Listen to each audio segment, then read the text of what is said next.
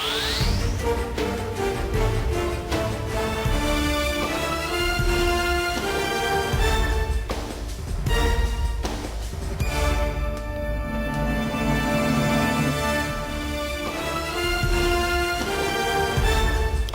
জানাচ্ছি খাতুনগঞ্জ থেকে মধ্যে সাথে আছে আমি শামীম জাহিদ। সাম্প্রতিক সময় ইউরো সহ কয়েকটি দেশের মুদ্রার বড় ধরনের দরপতন হয়েছে। এর ফলে ক্ষতিগ্রস্ত হচ্ছে তৈরি পোশাক সহ বাংলাদেশের সামগ্রিক রপ্তানি খাত। আজ আমরা আলোচনা করব বিদেশি মুদ্রার দরপতন। এই নিয়ে আলোচনা করতে আমাদের সাথে স্টুডিওতে রয়েছেন Centre for Policy Dialogue CPD research fellow Taufiqul Islam Khan. তবে মূল আলোচনা যাবার আগে দেখে নেব একটি প্রতিবেদন। দেশের রপ্তানির ৮০% তৈরি পোশাক, আর এর সবচেয়ে বড় বাজার ইউরোপ ও আমেরিকা। এর মধ্যে ৬০% রপ্তানি হয় ইউরোপের ২৭টি দেশে, মুদ্রায় যা প্রায় $১৫.৫ বিলিয়ন। তবে ইউরোজোনে দেখা দেয়া আর্থিক মন্দায় কমে গেছে রপ্তানি প্রবৃদ্ধি। ২ বছর প্রবৃদ্ধি ২-এর অঙ্কে থাকলেও গেল অর্থ বছরে তা নেমে গেছে ১-এর ঘরে। এক্ষেত্রে ইউরোর বড় ধরনের দরপতনকে কারণ বলছেন বিশ্লেষকরা।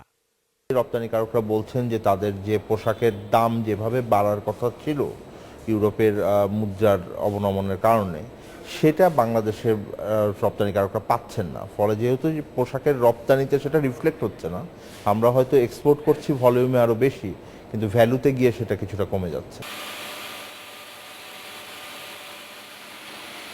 রাশিয়ার রুবল ও কানাডিয়ান ডলারের দরপতন ঘটেছে আরও। এশিয়ার অর্থনীতিতে কিছুটা মন্দাভাব দেখা দেয়ায় দরপতন ঘটেছে ভারত, পাকিস্তান, চীন ও ভিয়েতনামের মুদ্রারও। তবে ডলারের বিপরীতে টাকার দরপতন সামান্যই। এতে ইউরোপ ও আমেরিকায় পোশাক রপ্তানি করে এমন দেশের তুলনায় কম সুবিধা পাচ্ছে মেড ইন বাংলাদেশের পণ্য। যেমন আপনার ইন্ডিয়ায় 5% অবমূল্যায়ন হয়েছে, এর আগে 7% অবমূল্যায়ন ছিল। আর আমাদের দেশে অতি মূল্যায়ন হচ্ছে আবার 2.17%। এসব কারণে আমাদের এক্সপোর্ট আর্নিংটা কমে যায়, আমরা তাদের থেকে প্রতিদিন পিছিয়ে পড়ি। ডলারের এগেইনস্টে ইউরো, রুবেল এইসব দুর্বলতার জন্য আমরা $385 মিলিয়ন আমরা এক্সপোর্ট আর্নিং আমরা কম পেয়েছি। এর বাইরে গ্যাস বিদ্যুতের সংকট বাড়িয়ে দিচ্ছে পণ্যের উৎপাদন খরচকে। তবে রাজনৈতিক অস্থিরতা কেটে যাওয়ায় আগামীতে রপ্তানি বাড়ার সুদিন দেখছেন উদ্যোক্তারা। Shaon Hasnat, independent news, Dhaka. দেখলাম প্রতিবেদনটি আমরা। জনাব তৌফিকুল ইসলাম খান, আপনার কাছে স্বাগত জানাচ্ছি এই অনুষ্ঠানে। কেমন আছেন আপনি? ধন্যবাদ, ভালো আছি। প্রতিবেদন দেখলাম যেখানে বলা হচ্ছে যে টাকার দর ডলারের তুলনায় বাড়ছে কত কয়েক বছর ধরে, এবং বিভিন্ন সময় বলা হচ্ছে প্রায় গত এক বছরে প্রায় 20% বেশি টাকা অ্যাপ্রিসিয়েট হয়েছে ডলারের তুলনায়, যেটা বলা হয়ে থাকে অনেক সময়। এখন এই টাকা অ্যাপ্রিসিয়েশনের ফলে কয়েকটি স্টেক হোল্ডার জড়িত। রপ্তানিকারকরা আছেন, যারা টাকা পাঠাচ্ছেন, রেমিটাররা আছেন যারা ইম্পোর্ট করছেন। মূলত 3 ধরনের স্টেক হোল্ডার আছেন। এই 3 ধরনের স্টেক হোল্ডারের মধ্যে যদি একটা ব্যালেন্স স্ট্রাইক করা যেতে পারা যায়, তাহলে আসলে কি করা যেতে পারে, আসলে কি হতে পারে? না, গুরুত্বপূর্ণ হলো যেটা যে আমরা মুদ্রার দরপতনের সাথে রপ্তানি খাতকে বিশেষভাবে জড়িত করি। কিন্তু আসলে আপনি যদি বলেন যে 3টা যে গ্রুপের কথা আপনি বললেন, 3টা গ্রুপ কিন্তু আবার নিজেদের ভিতরে সম্পর্ক রয়েছে। যেমন ধরেন যারা রপ্তানিকারক, তারা তো আমদানিও করেন, তারা পণ্য কাঁচামাল আমদানি করছেন, একই সাথে তারা বিনিয়োগ করবার জন্য তো মেশিনারিজ আমদানি করছেন। ফলে আমি যদি ডলারের দামটা আপনি যদি বাড়িয়ে দেন, তাহলে আপনার কিন্তু সেই ক্ষেত্রে বিনিয়োগ এক্সপেন্সিভ হয়ে যাবে। আবার একই সাথে আপনার সে হয়তো যখন পণ্যটা বিক্রি করবে তখন একটা বেনিফিট পাবে। আবার অন্য দিক থেকে যদি চিন্তা করেন যে তাদের তো একটা পোশাক শিল্পের ভিতরে তাদের লোকজন কাজ করছে, ফলে সেটা একটা মজুরির ব্যাপার আছে। তারা কিন্তু আবার কনজিউমার হিসেবে পণ্য তো আবার কিনছেন। ফলে সেই ডলারের দরপতনের এটার সাথে যদি পণ্যের মূল্য ওঠানামা করে, সেটাতে তারাও এফেক্টেড হবেন। ফলে এটা খুবই ইন্টারলিঙ্কড ভাবে আসলে 3টা গ্রুপই আছে। ফলে যিনি পলিসি মেকিং জায়গায় যারা বসে আছেন, অর্থাৎ বাংলাদেশ ব্যাংক বা আমি যদি অর্থ মন্ত্রণালয়ের কথা বলি, তাহলে তাদেরকে চিন্তা করতে হবে সার্বিকভাবে এটা কি অবস্থায় আছে। দ্বিতীয়ত হলো সেটা হলো যে এটার দুটো বিষয় থাকে। একটা হলো ইমিডিয়েটলি যে ধরনের পরিস্থিতি আছে, আমরা বলি যে ইমিডিয়েট মেজার কি আছে। আর একটা হলো যে মধ্যমেয়াদে কে কিভাবে অ্যাডজাস্ট করবেন তাদের বিহেভিয়ার এটার জন্য। এবং ওভারঅল যে ভোগ এবং উৎপাদন এর গতি প্রকৃতিতেও হয়তো কিছুটা পরিবর্তন আসবে যে এই ধরনের পলিসি লেভেলের কারণে। ফলে এটাকে আমরা যেটা বলছি যে একটা যদি আপনি পার্শিয়ালি দেখেন, তাহলে হয়তো এটা সবসময় আপনার কাছে একরকম পিকচার দিবে, কিন্তু ওভারঅল যখন আপনি দেখবেন যে সমগ্র অর্থনীতিতে এটা কি ধরনের ইম্প্যাক্ট পড়বে এবং কোন কোন শ্রেণীর উপরে কিভাবে ইম্প্যাক্ট পড়বে, তাহলে আপনি আপনাকে সম্পূর্ণ পিকচারটা বুঝতে পারবেন এবং তখনই আপনি পলিসি ডিসিশনটা নেবেন। আচ্ছা, যেটা আমি যদি এক্সপোর্টারদের কনসার্ন বলি, যে রপ্তানিকারকরা বলছেন যে এটা তাদের জন্য খুব কষ্টকর হচ্ছে, কারণ পার্শ্ববর্তী যে আমাদের যে কম্পিটিটিভ কান্ট্রিজ, ভারতের কথা বলা হচ্ছে, ইন্দোনেশিয়ার কথা বলা হচ্ছে, ভিয়েতনামের কথা বলা হচ্ছে, তারা সবাই তাদের এবং চীনও, তাদের সবাই তাদের মুদ্রা ডিভ্যালু করেছে, কমিয়েছে, হ্রাস করেছে ডলার তুলনায়। এক্ষেত্রে তাদের এক্সপোর্ট হচ্ছে একেবারেই কম্পিটিটিভ হচ্ছে না। সেক্ষেত্রে কি তাহলে এই যদি আমরা কমাতেও চাই, কীভাবে কমাবো? সেন্ট্রাল ব্যাংক ইচ্ছা করলেই কমাই দেবে, নাকি তাদের যে রেপো বা রিভার্স রেপো আছে তার মাধ্যমে তারা ওই ইনস্ট্রুমেন্টটা ব্যবহার করবেন? না, এটা তো আপনার হলো যে একমাত্র চীন ছাড়া বাকি সব জায়গাতেই হলো আমরা বলি যে managed exchange rate regime. So একেবারে আপনি পেক করতে পারেন। আগে যেমন আমাদেরও 2000 সালের আগে যদি আমি বলি, তাহলে আপনি দেখতে পাবেন তখন আমাদের মুদ্রার এই বিনিময় হারগুলো সরকার ফিক্স করে দিচ্ছে। সেটা এখন হলো অনেক বেশি বাজার ব্যবস্থাপনার ভিতরে আছে। তো বাজার ব্যবস্থাপনার ভিতরে থাকার ফলে যেটা হয়েছে সেটা হলো যে কেন্দ্রীয় ব্যাংককে ওই বাজার ব্যবস্থার ভিতরে যে ইনস্ট্রুমেন্টগুলো আছে সেটা ব্যবহার করতে হয়, এবং সেটা কিন্তু কেন্দ্রীয় ব্যাংক ব্যবহার করে, নিয়মিত ভিত্তিতে করছে। ফলে কেন্দ্রীয় ব্যাংক কতখানি ডলার কিনে নিবে এবং কতখানি ডলার বিক্রি করবে সেটার উপরে নির্ভর করছে আসলে এই পরিস্থিতিটা। তা এখন যদি আমরা বলি যে অন্যান্য দেশও আসলে এইভাবেই তাদের মার্কেট কন্ট্রোল করছে এবং মুদ্রার মান হচ্ছে। বাংলাদেশে সবচেয়ে বড় তো মুদ্রার দরপতন হয়েছে ইউরো। ইউরো যেটা টাকায় আগে 108 টাকা 9 টাকার ভিতরে ছিল, সেটা এখন 84-85 টাকায় চলে এসছে। ফলে সেই হিসাবে যারা আমদানি করছেন ইউরোপে, শুধু পোশাক না অন্যান্য পণ্যের কথাও বলছি, তারা কিছুটা হলো প্রাইস অ্যাডজাস্টমেন্ট তাদের করতে হচ্ছে, কারণ তাদের মুদ্রার মান কমে গেছে। কিন্তু বড়ভাবে এটা হয়তো ততখানি প্রাইস অ্যাডজাস্টমেন্ট করে নাই। অর্থাৎ আমি যদি একটা শার্ট বানাতে আগে 108 টাকা আমার পেতাম রপ্তানিকারক হিসেবে, তাহলে এখন 84 টাকা পেলে তো আর আমার ওই উৎপাদন খরচ দিয়ে হচ্ছে না। ফলে তাদেরকে হয়তো ওইটা হয়তো 1.2 ইউরোর মতো করতে হতো, সেটা হয়তো পুরোপুরি তারা করছেন না, তারা হয়তো 1.15 করছেন। ফলে মার্জিনালি কিছুটা বাংলাদেশ একটা কম টাকা পাচ্ছে আর কি একটা পণ্য মূল্য দেওয়ার জন্য। এটা হলো প্রথম অসুবিধা। দ্বিতীয় অসুবিধা হলো যে এটা তো একটা খুবই প্রতিযোগিতামূলক বাজার, আরএমজিটা। চীন তো একটা ডমিনেটিং ফ্যাক্টর, ওনারা এটা করেন। এছাড়াও আমরা কম্পিট করি হলো বেসিক্যালি যে ভিয়েতনাম, ইন্ডিয়া, ইন্দোনেশিয়া এবং এখন কিছু এমার্জিং অন্যান্য দেশ আছে আফ্রিকার। তাদের ক্ষেত্রে আমরা দেখেছি ওইসব দেশেও তাদের মুদ্রার মান কিছুটা হলেও তারা অ্যাপ্রিসিয়েট কম করেছে আর কি ইউরোর তুলনায়। ফলে সেইখানে আমরা একটা মার্জিন দেখতে পাচ্ছি যে একটা ছোট একটা মার্জিনে তারা এগিয়ে গেছে হয়তো। তো এখন এটাকে দুভাবে আপনি করতে পারেন। একটা হলো যে এটার দাম কি পাবেন সেটা, আর একটা হলো যে আপনার তাহলে কোনো এক জায়গায় কস্ট কাটিং করতে হবে বা আপনার এফিসিয়েন্সি বাড়িয়ে এটাকে আসলে নিতে হবে। তা আরএমজি এক্সপোর্টাররা পার্টিকুলারলি যেহেতু মোর ভোকাল, তারাই বেশি কথা বলেন, তো তারা যেটা বলছেন যে তারা যেটা করছেন যে তারা এখন লাভের পরিমাণ কমিয়ে দিয়েছেন একেবারে, তারা মার্জিনালি রেখে, অনেকে বলছেন যে একেবারে আমি কোনো লাভ না করে পাঠিয়ে দিচ্ছি, কারণ হলো আমাকে বাজারটা ধরে রাখাটা ইম্পর্টেন্ট। কারণ একবার যদি এই বাজার আমরা লুজ করে ফেলি তাহলে ওইটা হয়তো ওখানে একটা সম্পর্ক দাঁড়িয়ে যাবে, এটা লং টার্মে তারা ওইভাবে চুক্তিবদ্ধ হয়ে যাবেন। ফলে সেই বিষয়টাকে মাথায় রাখাটা জরুরি যে আমরা হয়তো সাময়িকভাবে আমরা যদি মুদ্রার দর কিছুটা কমাই, সেটা আসলে আমরা মধ্যমেয়াদে বা দীর্ঘমেয়াদে আসলে এক্সপোর্টকে বেনিফিট করছি কিনা, সেই জিনিসটাও এখানে ভাবনার গুরুত্বপূর্ণ। এখন সামষ্টিক অর্থনৈতিক পরিস্থিতি মাথায় নিয়ে যেটা বললাম যে মুদ্রার মান যদি নির্ধারণ করতে হয়, তাহলে সরকারকে অনেকগুলো বিষয়কে দেখতে হবে। একটা হলো মূল্যস্ফীতির বিষয় আছে, একটা হলো অন্যান্য খাতে বিনিয়োগের কি হবে, এবং সার্বিকভাবে ভোক্তারা এটার প্রতি কি ধরনের এফেক্টেড হবেন, এটা হলো গুরুত্বপূর্ণ। সেই পরিস্থিতিটা যদি ব্যাখ্যা করি তাহলে হয়তো আমাকে একটা ফাইনালি কনক্লুশন আসতে হবে। তো সেটা যদি দেখেন, এখন মূল্যস্ফীতি কিছুটা কম আছে, হ্যাঁ, আমাদের 6% মতো আছে।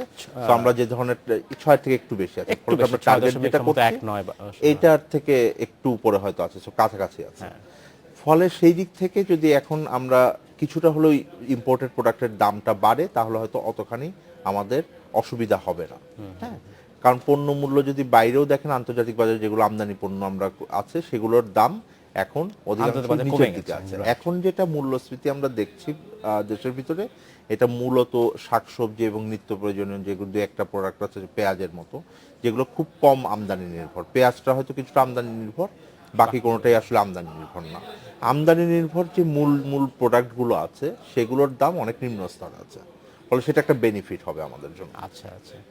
দ্বিতীয় হলো সেটা হলো যে এই যখনই আপনি এখন করবেন কিভাবে, করতে হলে কেন্দ্রীয় ব্যাংকে হলো বাজার থেকে ডলারটা কিনে নিতে হবে।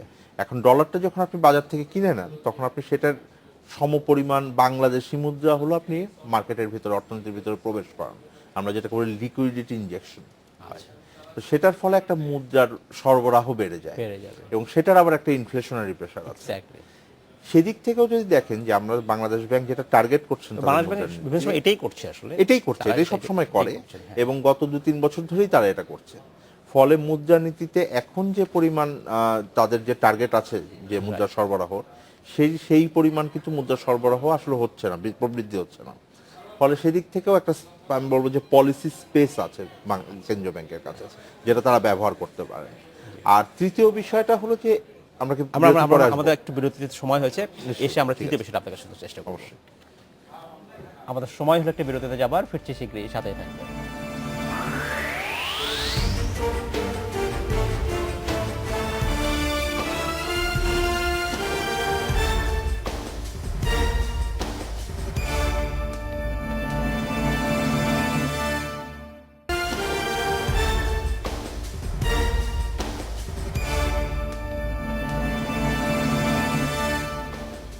স্বাগত আরেকবার খাতুনগঞ্জ থেকে মধুঝিলে। আজ আমরা আলোচনা করছি বিদেশি মুদ্রা দরপতন। এই নিয়ে আলোচনা করতে আমাদের সাথে স্টুডিওতে রয়েছেন সেন্টার ফর পলিসি ডায়ালগ বা CPD research fellow Taufiqul Islam খান। জনাব খান, আপনাকে স্বাগত জানাচ্ছি অনুষ্ঠানে আরেকবার। আমরা বিরতিতে যাওয়ার আগে কথা বলছিলাম যে আমরা যখন এক্সপার্টরা বলছেন যে আমাদের মুদ্রাকে ডেপ্রিসিয়েট করা হোক, ডিভ্যালু করা হোক, তখন আমরা বলছিলাম যে বাংলাদেশ ব্যাংক কীভাবে পদক্ষেপ নিতে পারে এবং সেই পদক্ষেপগুলোর কথা আপনি তার ইম্প্যাক্টের কথা বলছিলেন। হ্যাঁ, আমরা তো প্রথম দুটোর কথা বললাম যে কিভাবে এটা আসলে ম্যানেজ করতে হবে এবং কার করবে। তৃতীয় হলো যে আপনি যখন এটাকে ম্যানেজ করতে যাবেন, কেন্দ্রীয় ব্যাংক যদি ডলার কিনে নিয়ে এই মুদ্রার কিছুটা মান কমান বা টাকার মুদ্রা, তাহলে এই ডলারটা আসলে আপনার ফরেন এক্সচেঞ্জ রিজার্ভে গিয়ে অ্যাড হবে এবং এটা আসলে অনেকদিন ধরেই হচ্ছে। কিন্তু যে কথা হলো যে পরিমাণ কেন্দ্রীয় ব্যাংক করছে সেই পরিমাণে আসলে ওই যে বিনিময় হারটা এটা পরিবর্তন হচ্ছে না। এখন সেটাকে আরেকটু গতিশীল করবেন কিনা, আরো বেশি ক্রয়ের পরিমাণ বাড়িয়ে দেবেন কিনা কেন্দ্রীয় ব্যাংক, সেটাই হলো ব্যাপার এবং সেটা হলো আমাদের রিজার্ভে অ্যাড হবে। এখন বর্তমান সময়ে আমাদের যে রিজার্ভ আছে এটা খুবই ভালো অবস্থায় আছে, আমাদের আরো ফার্দার রিজার্ভ অ্যাকুমুলেশনের আপাত দৃষ্টিতে দরকার নেই। হ্যাঁ, কিন্তু আমার কাছে যেটা একটা স্ট্রাকচারাল পরিবর্তন মনে হয়েছে সেটা হয়েছিল গত অর্থ বছরের মূলত রিজার্ভ বিল্ডিংটা হয়েছে বা পজিটিভ যে ব্যালেন্স অফ পেমেন্টের সিচুয়েশনটা এসেছে, এটা মূলত এসেছে ফাইন্যান্সিয়াল অ্যাকাউন্টিং থেকে এবং ফাইন্যান্সিয়াল অ্যাকাউন্টে এটার বড় কারণ হলো আমরা বাইরে থেকে যে পরিমাণ ঋণ করেছি। আচ্ছা, বিশেষত ব্যক্তি খাতে আমরা যে বিদেশি ঋণকে অ্যালাউ করেছি সেটার ফলেই একটা বড় বৃদ্ধি পেয়েছে আর কি বৈদেশিক মুদ্রার প্রবাহের, অন্তর্মুখী প্রবাহের। সেই জায়গা থেকে বিবেচনা করলে এটা তো আমাদেরকে ফেরতও দিতে হবে, ফলে আপনার এই রিজার্ভ যদি আপনার বাড়ে এটা পরে আপনার আসলে ব্যবহার করবার সুযোগ থাকবে আর কি। সো আমরা যদি বিনিয়োগ একটু গতিশীল হয়, আমাদের যদি বড় বড় প্রকল্পগুলোর বাস্তবায়ন একটু গতি পায়, যেটার মধ্যে পদ্মা সেতু একটা আছে বা বিভিন্ন পাওয়ার সেক্টর প্রকল্পগুলো আছে, সেখানে গভর্নমেন্ট একটা বড় বিদেশি তখন এই রিজার্ভটাকে ব্যবহার করে আপনি আবার সেটাকে স্থিতিশীল রাখতে পারবেন আর কি। সরাসরি তো আর ব্যবহার করতে পারবেন না, এটা করতে পারবেন। আর আরেকটি বড় বিষয় বিশ্লেষণ করতে চাই, যেখানে অর্থনীতিরা বলছেন যে এই টাকার ক্রমবর্ধমান দাম বৃদ্ধি ডলারের বিপরীতে এটা আসলে বাংলাদেশে ফরেন ডাইরেক্ট ইনভেস্টমেন্ট এফডিআই কে ব্যাহত করছে। এইটা আসলে কতটা ব্যাহত করছে, বা তাহলে আসলে অনেকগুলো বিষয় আছে আসলে সেক্ষেত্রে আসলে কি কেন্দ্রীয় ব্যাংকে কিছু করা আছে কিনা? না, আমার মনে হয় যে সেটা তো স্বাভাবিকই, যারা যখনই আপনি মুদ্রার মানটা, টাকার মান যখন আপনার বেশি থাকবে, হ্যাঁ স্ট্রং থাকবে, আমরা বলি যে টাকা স্ট্রং আছে, তাহলে সবসময় আপনার ইনফ্লো রিলেটিভলি কম হওয়ার কথা। ফলে অন্যান্য ইনফ্লোর মতো যেটা বৈদেশিক বিনিয়োগ আছে, সে সরাসরি বৈদেশিক বিনিয়োগের ক্ষেত্রে এটার ইম্প্যাক্ট পড়ার কথা। কারণ আপনি আগে যদি $1 এনে যদি আপনি 78 টাকার ইনভেস্টমেন্ট করতে পারেন, তাহলে এখন 77 টাকা করতে পারছেন। তাহলে তো আপনার আসলে সম পরিমাণ একটা বিল্ডিং বানাতে বা সম পরিমাণ একটা মেশিনারিজ আনতে আপনার বেশি ডলার লাগছে না। জি। তো সেই দিক থেকে তো আপনার মানে আমি বলবো যে এটা তো একটা চিন্তা করতেই পারেন যে আপনি কিছুটা ব্যাহত হচ্ছে।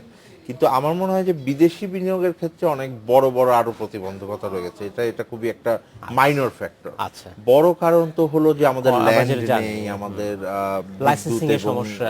সমস্যা, লাইসেন্সিং এর সমস্যা, রেগুলেশনের সমস্যা, রেড টেপের সমস্যা, এগুলো অনেক বড় কারণ। এটা অনেক গুরুত্বপূর্ণ কারণ বলে আমার মনে হয় না আর কি বৈদেশিক বিনিয়োগের ক্ষেত্রে।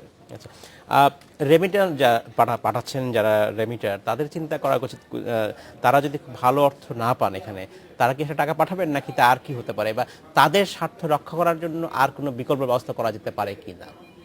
না, তাদের স্বার্থ বড় কথা হলো যে আমাদের তো ডলারে খুবই কম রেমিটেন্স আসে, আমাদের বেশি আসবে হলো মধ্যপ্রাচ্যের সাথে। সেদিক থেকেও যদি বিচার করেন তাহলেও টাকার শক্তিশালী হয়েছে, ফলে সেই দিক থেকে ওইটা একটা বিষয়। তো ওইখানে ফলে সেটা তো একটা বড় বিষয় হলো যে রেমিটেন্সের সবচেয়ে বড় ইম্প্যাক্টটা হলো আভ্যন্তরীণ যে চাহিদা আছে এবং আভ্যন্তরীণ যে ক্ষুদ্র বিনিয়োগ আছে, এই দুটো হলো বড় ভূমিকা রাখে রেমিটেন্স। বিশেষত আমাদের গ্রামাঞ্চলে যে ভোগের একটা বড় অংশের সাপ্লাই আসে রেমিটেন্স ইনকাম থেকে, হ্যাঁ, কনজাম্পশন একটা বড় ব্যয় হয়। আর হয় হলো ছোট ছোট ইনভেস্টমেন্ট। সো ইনফর্মাল সেক্টরে বা সার্ভিসেস সেক্টরে ছোট ছোট ইনভেস্টমেন্ট হয়। কেউ হয়তো ছোট একটা দোকান দিচ্ছেন রেমিটেন্স থেকে এনে, বা ছোট করে হয়তো কৃষিতে আরেকটু ইনভেস্ট করছেন। তো এটা স্মল ইনভেস্টমেন্ট বলে, সেটা হয়তো কিছুটা এফেক্টেড হবে আর কি। তো সেই দিক থেকে হয়তো বড় করে না হলেও কিন্তু একটা কিছুটা এফেক্টেড হবে। তখন হয়তো যে পরিমাণ টাকা পাঠাবেন সেটা তো সেটা কনজাম্পশনে ব্যয় হবে, Exactly. কিন্তু আপনার ব্যয় হবে না। ফলে আমি যেটা বলছিলাম যে আপনার যদি টাকার মান আর কমান আপনি, তাহলে হয়তো আপনার আভ্যন্তরীণ এই জায়গা থেকে চাহিদার বৃদ্ধিটা হবে। আবার কিন্তু সেটাই। অন্য দিক থেকে আবার ইম্পোর্টেড পণ্যের চাহিদা হয়তো অতখানি বৃদ্ধি হবে না। জনাব খান, আপনাকে অসংখ্য ধন্যবাদ। সময় স্বল্পতা শেষ করতে হচ্ছে, ভবিষ্যতে নিশ্চয়ই আমরা আপনার সাথে আবারও কথা বলবো। ধন্যবাদ আপনাকে। ধন্যবাদ। এই ছিল আজকের মতো খাতুনগঞ্জ থেকে মতো ছেলে, আমাদের সাথেই থাকবেন, দেখা হবে আবারও।